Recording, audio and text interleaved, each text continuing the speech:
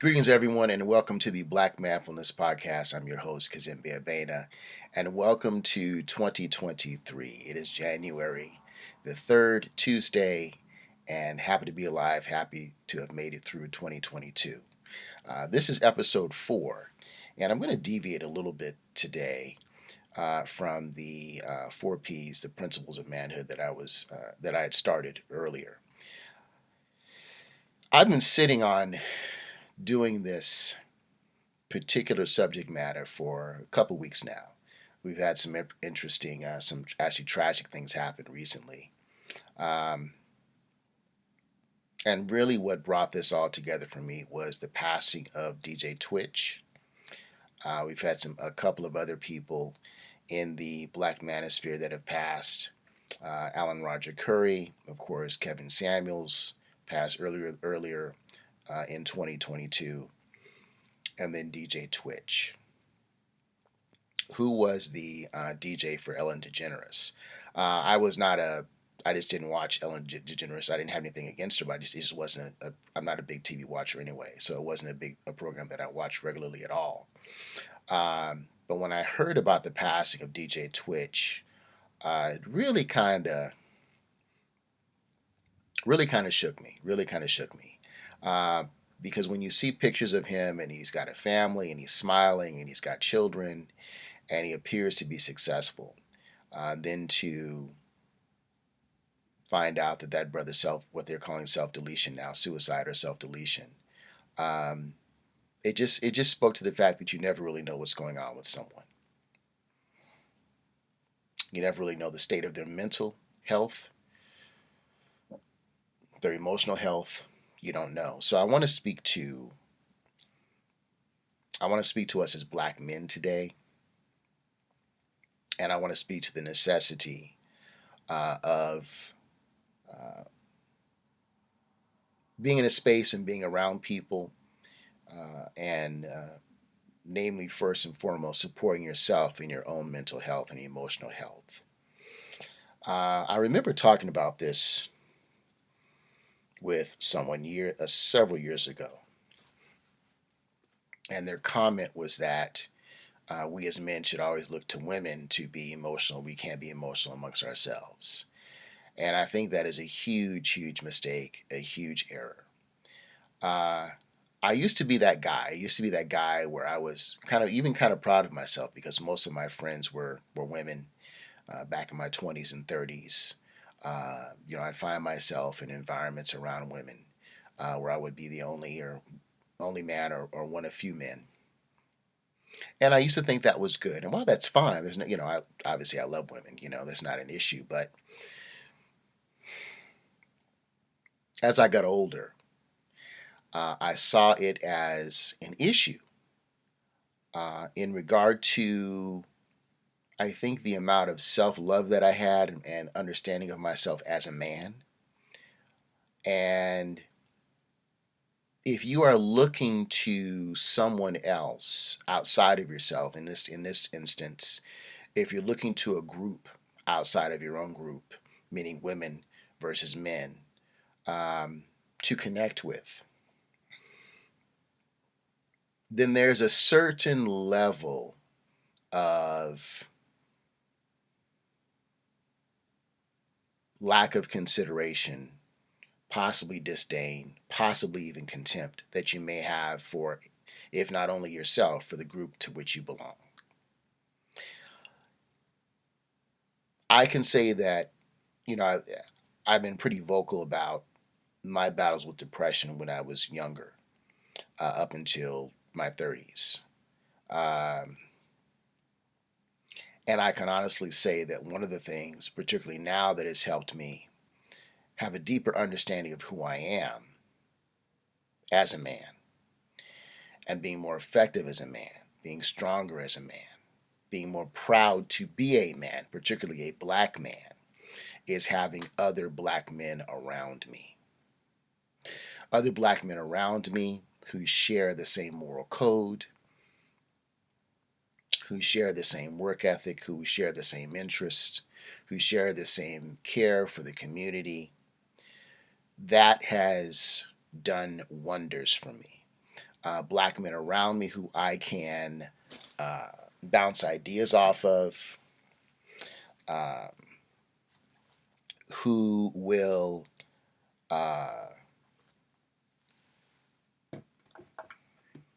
offer opinions and positive and supportive critique when needed, uh, who will check me.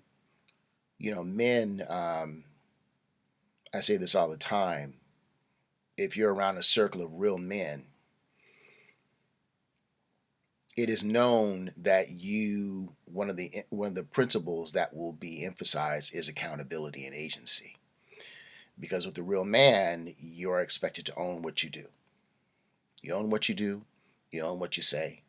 You be responsible for yourself, responsible for your actions, responsible for those around you, etc. So it's always about accountability. Surrounding yourself with the right men, with men of integrity, will offer you that. But it will also offer this. It will also offer you tremendous amounts of self-love, tremendous amounts of self-identification as a black man, tremendous amounts of pride as a black man, tremendous amounts of drive, because if you surround yourself with successful uh, black men of integrity, then you'll also want to follow suit and be the same and do the same. You will be reminded of the rich legacy of black men. You will be reminded of our values and how they always take into consideration the community and our families. You'll be reminded of the self-sacrifice that black men have always had. And that's important, particularly in this day and age of such negative depictions of black men. I just had, boy, I just had a rather disturbing conversation with a brother who simply refused to see the attack on black men through black media, through mainstream media. I'm sorry, uh, and it was so much so. And I mentioned the dangers of pathologizing and demonizing black men in media, and of course he dismissed that. But then he came back and said, I have to say this. Black men are the straight black men, and he made it a point to distinguish this. He said straight black men are the Achilles heel of the black community, and yet this brother refused to see how movies, and he mentioned the end of Slim, Queen and Slim, I think it was, and how the brother sold them out. They had a black character in there that sold them out, and that's how they ended up getting caught. He refused to see how that possibly could have contributed to his negative viewpoint regarding black men, to his negative perception regarding black men, to his pathologizing and villainizing of black men, so much so that he actually fixed his lips to say that black men are the Achilles heel of the black community. I attribute that to the direct and indirect brainwashing of mainstream media that portrays black men as sellouts or ineffective or wife beaters or absentee fathers or rapists or killers or thugs, etc. Now, to a degree, have black men attributed to that? Have we contributed to that caricature? Sure, absolutely. We are nowhere near perfect. And I actually told him, I said, we make mistakes, there's no doubt about it. And just like everyone else, we will continue to make mistakes because we're human. But when you say that and speak to how a group of people, just by their nature, are an issue. It is difficult to regard that group of people or those persons or that person as a human being. All you do and all you see are their pathologies. It's hard to have compassion for those people or that group of people. It's hard to love those people. It's hard to have respect for those people because they're the Achilles heel. And so then what it means is that the Achilles heel, when you see people that are the problem, the cancer of a people or a group, then really the only thing left to do is to remove those people or remove that group or that thing. His comment took me back to a ridiculous article, which was absolutely absurd. I think it was, did it come from The Root or something like that? Some sort of online rag. I can't remember. But basically, I think the title was Black Men are the white people of the black, are the white men of the black community, I think is what it was. So all the problems with the black community fall on the shoulders of black men. And I mentioned this to this brother, in Harriet, which I kind of refuse to see, but I do know about it. I've seen various movies, reviews about it. I refuse to give it any more entertainment than I felt it deserved because in it there's a black male slave catcher, okay, which happened, but not. No, it wasn't that prominent, but it did happen. And then and he ends up being one of the main nemesis against Harriet Tubman. And then at the end, the white slave master kills him to save Harriet. Both black women and black men should have been up in arms about that. How do you have a film about Harriet Tubman as they're trying to escape slavery through the Underground Railroad, and you have this white male slave master at the end that is a hero, and you end up, of course, demonizing a black male? The fact that that was okay to do, the fact that that was portrayed and no one said anything about it, to me, shows me where we are in terms of our depiction and our opinions about black men. Again, I'll say it again because I know some people in the back may not have heard me. I understand that black men are not perfect. We make mistakes. But here's what I also want to offer. If black men changed and tried to become quote unquote perfect, that would not solve the issues in the black community. You want to know why? Because black men do not make up the totality of the black community. There are black women as well. So in order for both of us, in order for the community as a whole to heal, both of us need, black men and black women, need to atone, and we need to be honest about what we have done to one another, our children, and ourselves. Period. But here's really why I'm bringing this up.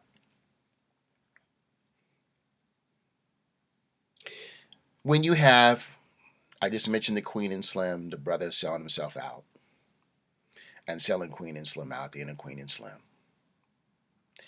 I just mentioned the black slave catcher and Harriet. I didn't see the Madam C.J. Walker mini biopic either. Miniseries. I heard that was wholly inaccurate. And I heard there were obviously some very negative depictions of black men in that as well. So when you're seeing all of this, there's no wonder that the suicide rate of black men is up 80% since 2018. 80%. Obviously, it's up for everyone. The pandemic had a lot to do with that, obviously. But it's no wonder. I get a little nervous when I talk to someone who is not able to, who claims that they are pro-black and this and that, and they've even probably even practiced, in addition to African religion, like Ifa, or, all sorts of things.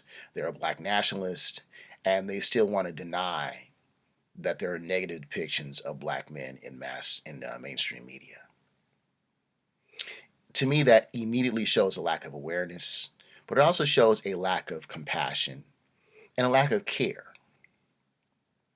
And unfortunately, as I just expressed with this one brother that I was talking to just yesterday, it's not just women saying this, it's men too. And what that shows us is that we are all susceptible to the programming for the hatred of black men. I'm saying all this to say that all this weighs on black men.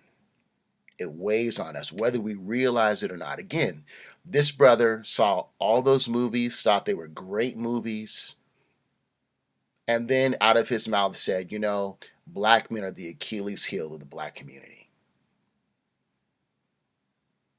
What he didn't realize was that he was being programmed to believe that. He was being programmed to believe that. Unbeknownst to him, those images and those narratives that are present in mass media were pushing him to that decision and to that perspective. And as far as I'm concerned, that's exactly what mainstream media wants you to do. I remember back in the 90s, and I remember seeing Terry McMillan on Donahue. And back in the 90s, let's not forget, it was all about the angry black woman. Black women were being portrayed as being very angry, and that was what mainstream America was saying. That wasn't right either. Again, are black women perfect? Absolutely not. But I'm not going to support negative depictions and caricatures of either black women or black men. I cannot support that. And I understand this may be your story, but I'm looking for balance. I'm looking for balance. And right now, it is way, way balanced against black men. And my question is, how much more do we need to show that black men are under fire? Negative depictions in the media, black men literally being killed in the streets. I don't know what else we need to show that black men are under fire and under siege. The public schools to prison pipeline, Michelle Alexander's book, and so many others, The New Jim Crow. Black men are receiving degrees at half the rate of black women. We've done so since the 70s. When you factor in incarceration, and listen to me on this, when you factor in incarceration, and that's an important point here, black men are the only male counterpart to their female counterparts who earn less than their female counterparts. When you factor in incarceration, there's a lot of talk about, black male privilege. And I've heard, again, some sisters and some men, matter of fact, the brother yesterday talked about this, how black men, we have a hard time, seeing being accountable and stepping off of our privilege, seeing ourselves outside of our privilege. Here's what I think happens.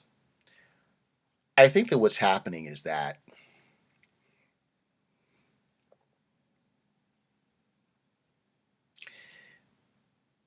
people see the professional athletes, they see the rappers, they see the entertainers,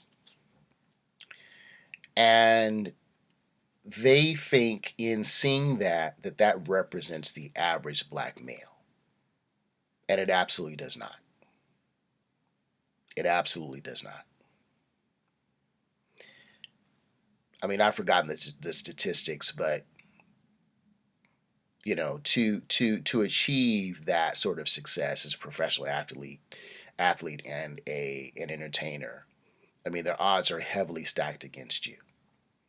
I mean, I think if I'm not mistaken, I think the success rate. Kwanja Kunjufu talked about this. I think it is something like 3% or less. I think it's even less than that. That's like your chance. I think it's actually far less than that. But I think that is conflated into the average black male experience, not realizing that, hey, listen, Kanye West, with all the money he had, did he not get canceled and deleted? That money did not protect him from that. Kyrie Irving came under siege just for posting a picture of a film. No comments on it, just posted the picture. So, where is the control? Where is the entitlement there? It's not there. I think that the existence of black men is often conflated with the existence of white men in terms of male privilege. Now, male privilege does exist in very, very small spheres, though, certainly in one on one. But let's look at this: domestic violence, the police, the family courtrooms. Do black men dominate those spaces? Do those spaces operate in favor of black men? Absolutely not. And by the way, there's a recent meta study, meaning that is a study of studies, uh, came out. I think it came out in 2012, if I'm not mistaken. Um, and it talked about intimate partner violence. And you hear about, oh, black men are beating black women, and oh, we're horrible and this and that. Well, what the study showed was that actually intimate partner violence, particularly in the black community, is unidirection is bidirectional. It's not unidirectional, it's bidirectional. It's coming from both sides. And you found out, with the exception of military groups and recovering addicts, with the exception of those groups, that actually black women were assaulting men more than men were assaulting black women. It's true, you can look it up. If you want to get the study, reach out to me and I will see if I can find that for you. Say it's kind of difficult to find, so what I'll probably do is send you the link to Dr. Tiason Johnson, who actually brought this information to the forefront. By the way, Dr. Tiason Johnson is an incredible resource for black men. He has a podcast called The Onyx Report, which I fervently suggest you take a look at. Another resource, it's a book. It's by a brilliant brother. His name is Dr. Tommy Curry, and it's called The Man Not. The Man Not. I want to also refer you to that as a resource for a true and honest black male perspective in terms of how black men are victimized in this society. Because everything that we see is how we are the victimizers, but never the victims. And I'm not saying that to disempower us. I'm saying that to actually look at us as, and that we actually can also regard ourselves as being more human and humane. You know, I'm going to say this, and I'm sure it sounds familiar to you. Remember, I was talking with some friends several years ago, and I was talking about an issue that I had with a young lady, and it was, relatively minor. Well, it ended up not being minor, but, she retaliated in a way, and it was just like, why did she do that? So I was talking with them about this incident. And I said, well, she did such and such. And they said, oh, you must have done something. And I said, no, I didn't do anything. And so what happened was something was misconstrued. And then that was taken by the woman, and then she decided to retaliate. All right. I want you to notice something here that we do, though. Typically, when a woman does something, and I'm just going to speak in black men and black women now, the woman is afforded an excuse for her actions. Black men don't get that. We never get that. You never hear someone say, yeah, that brother, he had a lot on his shoulders, he had a lot going on, man. No, you never hear that. You never hear that. And while there is not an excuse for certain behaviors, I believe there are explanations. Because ultimately, we either choose to do something or we choose not to do something.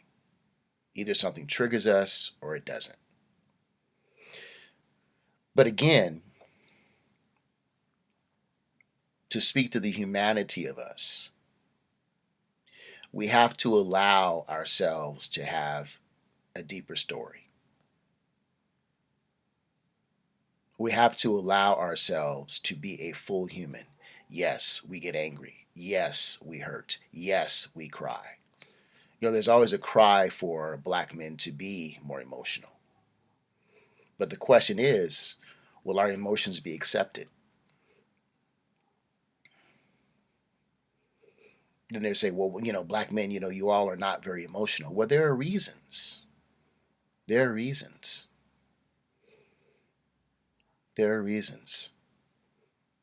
It can be dangerous for a black man to show any sort of weakness. And those dangers just don't come from men. Those dangers also come from women. So all that being said, I'm laying out I wanted to lay out just the environment that we live in today as to reasons as to why we as black men have got to make sure that we tend to our emotional health and our mental health. I think that we need to seek solace and nurturing from both black men and black women, not just black women. Because I can tell you, just as a black male, there are not really many black women that I can go to who will understand some things and will have the proper amount of compassion. Black men, while we still hold each other accountable, there's an understanding that we have amongst each other that is almost unspoken. There's definitely an empathy that we have. And support comes out of that. It says, brother, I understand what you're going through. I went through it myself. Or I'm aware of someone else who was close to me who went through the same thing. I got you. I understand you. Because it's almost to suggest that we can't help each other. It almost suggests that we're not capable, we're not willing, and we're not able. And that's not good. That's not good. So I always have to step outside of myself. I always have to seek a group outside of myself for help, as opposed to looking for help inside my own group as a black man. If I have to do that, I never affirm myself because I never see myself reflected back to me. I never hear the understanding and the compassionate words of another black man coming back to me and saying, hey man, I've been there. I get it. Are you okay? I'm just checking on you because I understand what you've been through. I can relate. If I'm always going outside of the group of black men, I'll never get that understanding, that relationship to my experience. It will never be reflected back to me.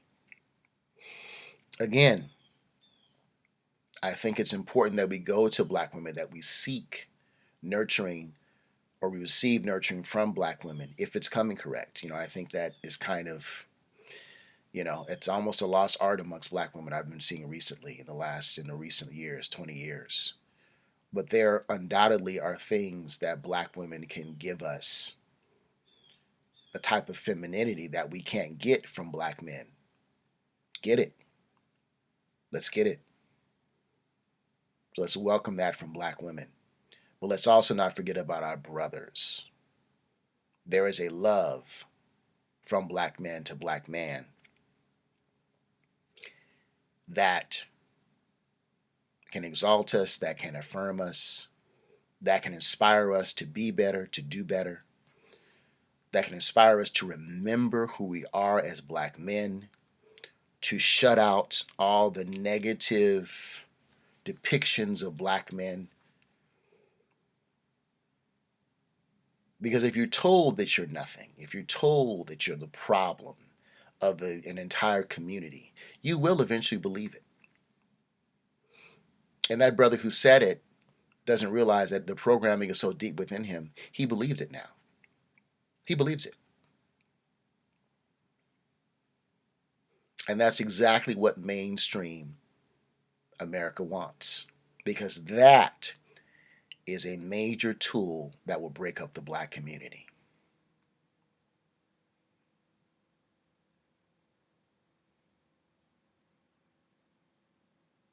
So, black men, I want you to understand in 2023, do all that you need to do to remember who you are. You are not a rapist.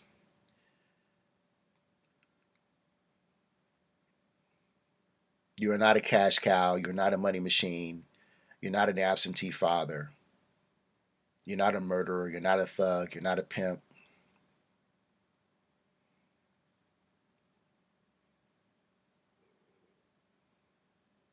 You're not ignorant. You're not a robot who just works tirelessly without feelings.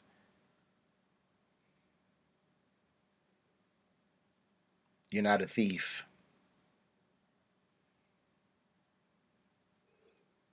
You may have made mistakes, but those are experiences. That's not who you are. So, my call to black men in 2023 is that we're very careful about the negative depictions and opinions of black men that we see and that we allow in our psyche. That we shun those, push those aside, and we remember truly who we are as black men, that we are pillars of the community and of the society. That is who we are. If we weren't that, we never would have gotten through all that we have had to endure here in America. Never. It never would have happened. In spite of all these things, we have still found a way to succeed. And now it's black men and black women owning businesses, being entrepreneurs.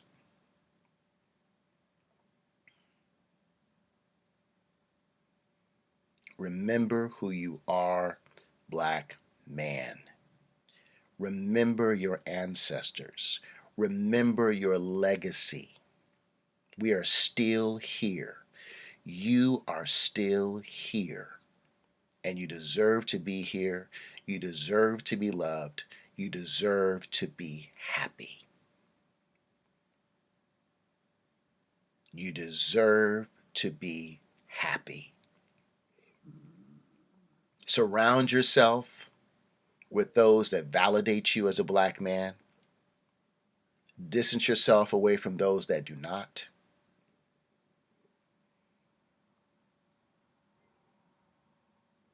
Surround yourself with those that love you as a black man. Distance yourself away from those that do not. I don't care who they are, friends, family, groups, it doesn't matter. Those that do not have compassion for black men and what you have endured, distance yourself away from those, because those thoughts and those feelings, that disdain for black men, will eventually seep into your pores like poison, and you will eventually hate yourself. Distance yourself away from those people.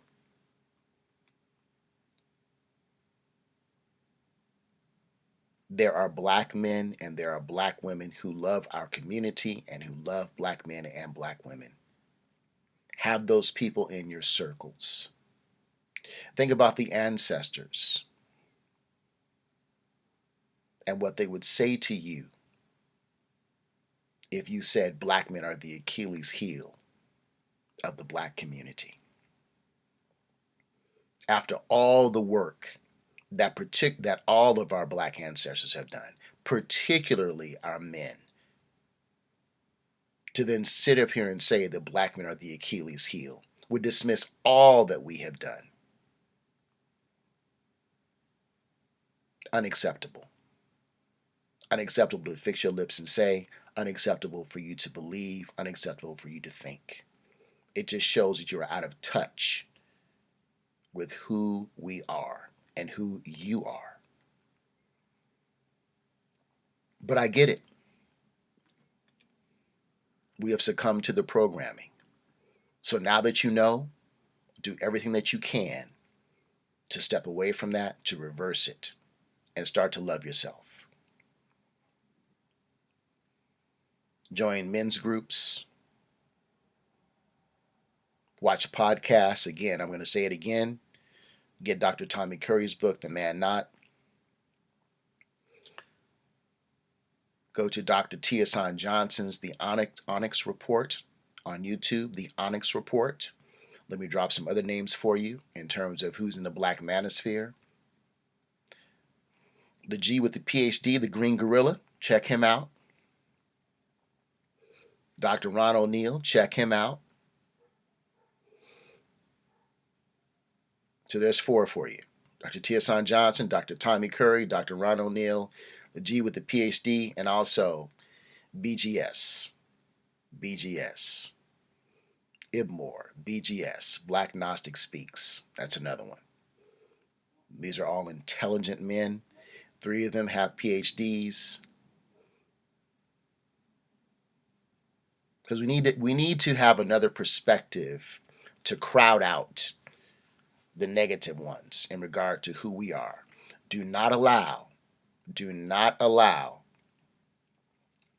a white racist narrative to tell you who you are, black man. I'm going to say this again. Do not allow a white racist narrative to tell you who you are, black man. Do not allow it. This white racist narrative is what is being seen in mainstream America. It has infiltrated many feminist circles, and it's also infiltrated areas, not all, but also infiltrated sectors of the LGBTQ community.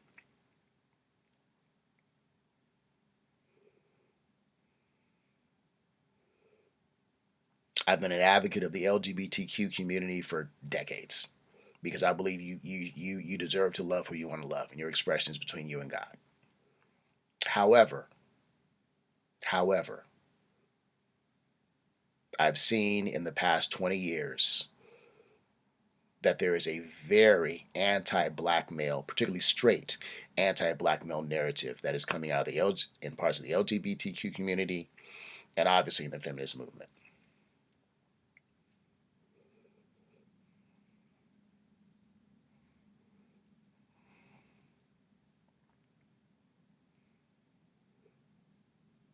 Bell Hooks passed away last year, I believe. I think it was, yeah, I'm sure it was last year.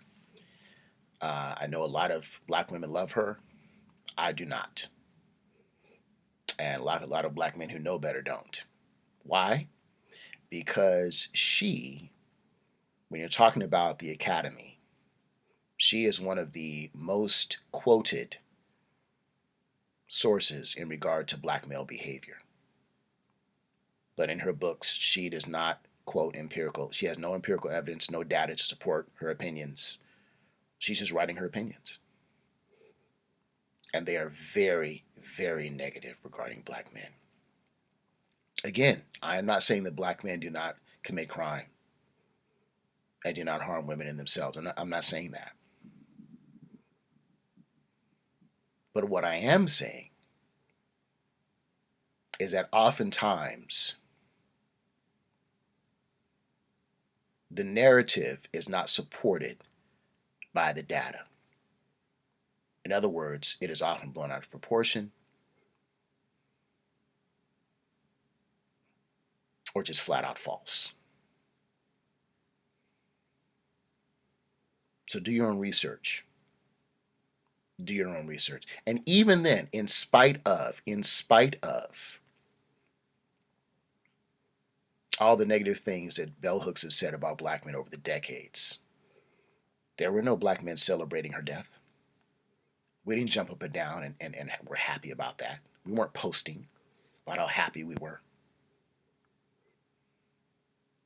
I may not agree with bell hooks and what she said, but it's unfortunate that she passed.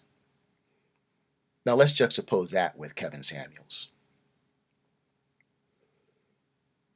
There were black women that were literally dancing in the streets and happy and celebrating his death.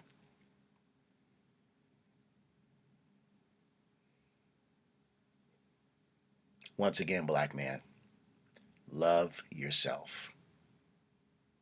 Love yourself. And then surround yourself with those that love you too. Let's get it in 2023, y'all. Let's rise up. Peace and blessings.